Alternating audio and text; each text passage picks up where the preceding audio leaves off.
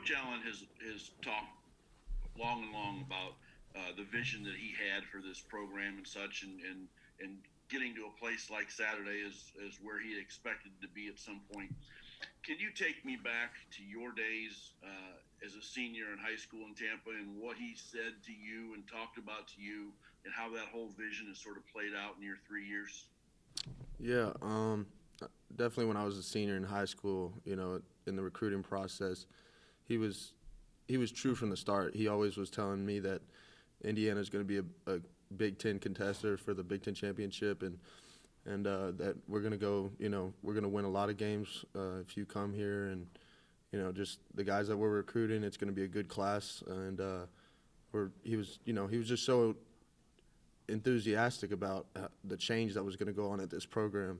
You could just see it in his eyes and the way he talked. It was just so convincing, and I think that just led me to believe in him and believe in the program and the change that was going on, and led me to want to commit here for sure.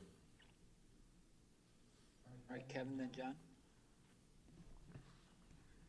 Yeah, Micah, what have you seen so far from Ohio State on film, and just the challenge? They're fairly explosive offensively and with Fields and so forth. How much of a challenge is it going to be for this defense coming off arguably your best game of the season?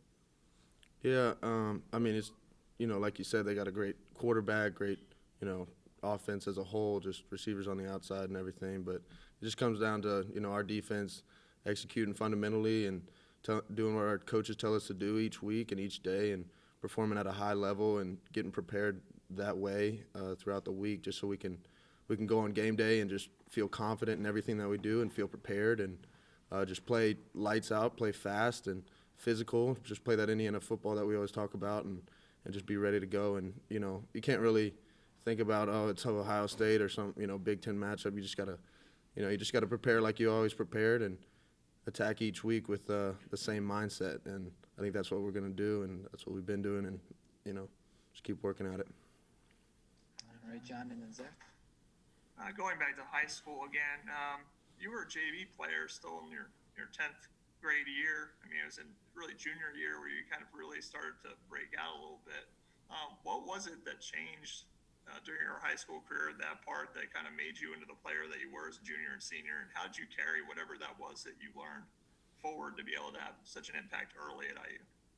Yeah, like you said, I played JV as a sophomore, and I think that off season, just going into junior spring ball kind of deal in Florida, just my JV coaches and some of the varsity coaches, some of the varsity guys might have not seen it as much, but definitely the JV coaches were always telling me that you're going to be a beast here next year. And even personally, if I didn't always see it or wholeheartedly believe it, it was always, I could always tell that these guys believed in me, and they trusted that my talent could get me on the field and go perform at a high level. And I think just it was those words that I kept hearing every day, just them in my ear telling me how good I could be and how hard I need to work to get there. And just the continuous effort to do that, I think, just got me to that mindset and got me to that next level to prepare for a varsity type season that I had my junior year.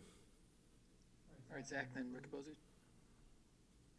Forgive me, I don't know if there's a short answer to the question, but somebody asked you just a little while ago about Coach Allen's message recruiting you out of Tampa, but there's been a lot made in particular of just how many Tampa guys have come up here in the last few years, bought into Coach Allen. I know he's obviously got strong relationships down there, but just as a Tampa kid who maybe went through that process and probably got to know some of those players through the recruiting process as well, how does that pipeline build in your mind to a place like Indiana when it is kind of far from home? It's probably not a program that has a ton of resonance down there, at least in the traditional way that some of the more local programs would. Just how does something like that kind of build on itself so quickly? Yeah, like you said, a lot of us are from Tampa, but I think it was just, Coach Allen did a good job of maybe finding the guys that maybe didn't have all the biggest offers in the world or anything like that, but he could tell they were good players and just hard workers. And a lot of the guys from Tampa, we saw each other committing or saw some guys commit early or whatever. And I think a lot of us were encouraged to see how many Florida guys were on that, were in our class that were coming here. And Coach Allen definitely influenced and emphasized that when he would come and talk to us about, who the recruits are and how many guys he's got up there. But Yeah, it was really exciting just to hear, his idea for it and to see the other guys who was going to come up. And it was, like Mike Penix and all those guys. It's really exciting and definitely, encouraged to come up to Indiana and play hard for him. All right, Rick and then Paul.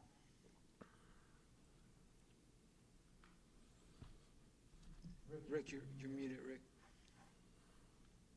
Sorry about that. You've been one of Indiana's top tacklers all season, one of the best linebackers for the last couple of years. You were a good recruit, but you weren't, 5-star or something like that.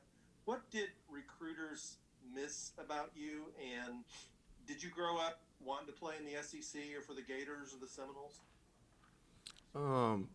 Yeah, I mean, maybe, as a young kid in Florida, I probably had a dream of, going and playing at an SEC school or just, any type of Power 5 college program. But, I think it was just maybe coaches saw or missed out maybe on a little bit of a speed factor. Or, maybe I was a little undersized, but I think I was just kind of had a nose for the ball and just kind of, that kind of can be missed in camps or stuff like that because I wasn't always going to, whatever camps throughout high school and stuff like that. And I think I just, just kind of played and showed how I played throughout my high school career on the film.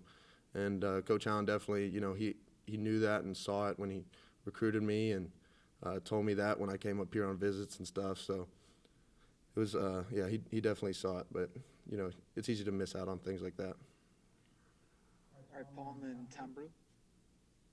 Hey, Micah, yesterday, Coach Womack said that when they put you out there as a freshman, you just kind of ran all over the place, chased the ball, and made plays. How have you progressed the last 3 years?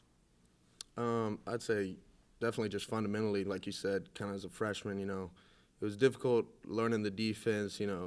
Coach Allen was the DC and Coach Kane was calling it, but as a young kid, as a young freshman, I was trying to pick up the defense, but also I was just out there kind of running around, like you said, making plays and just trying to find the ball.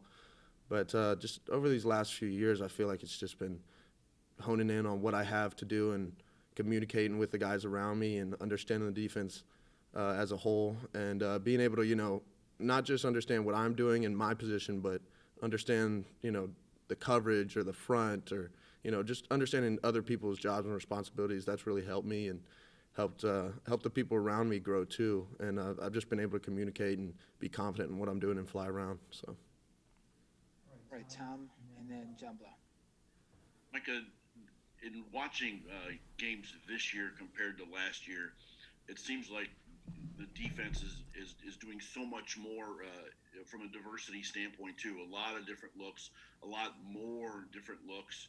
How much has that helped in regards to being as successful as you guys have had?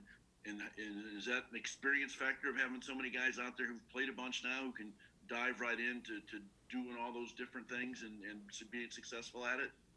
Yeah, definitely. It's definitely an experience thing. Guys are, they know they're locked in. They know exactly what they have on each play. But it's also, the coaches getting us getting us in the right positions to make plays that we can make, and setting up defenses that are, maybe difficult to pick up, or blitzes that are difficult to pick up, coverages that are hard to read, and stuff like that. So. But it makes it easier. It makes it easier for us to just know our job and fly around and make plays, see the ball, and converge on it. And it's it's better as a whole, as you can see throughout this year. But I think it's just it's come down to that experience point where we have multiple guys on the defense that have played for a few years now and know exactly what they have to do on each play. All right, John, last one. You're talking about just the effort that you put in to get so much better in high school. I know obviously your older brother played football too, but what motivated you and made you just so driven to want to be better and to, play with the energy and the effort that you play with now? Yeah, definitely. Like you said, my older brother was a huge influence for me. He was a better athlete than me when I was younger for sure, and he still is, but he was always pushing me, encouraging me, telling me that, you can be as good as you want to be. You just got to put in the work, and you just got to, chase your dream. If that's what you want to do, you got to chase your dream, and you got to go get it. And, throughout high school, he was a senior when I was a freshman, and I just got to see how he worked and how he played and how he how he was as a leader and a teammate. He was a captain as well in the high school and in college, and he just, he really exemplified all those things I just said, and it was kind of easier for me to just follow and compete with him. All right, thanks, Mike. Thanks, guys.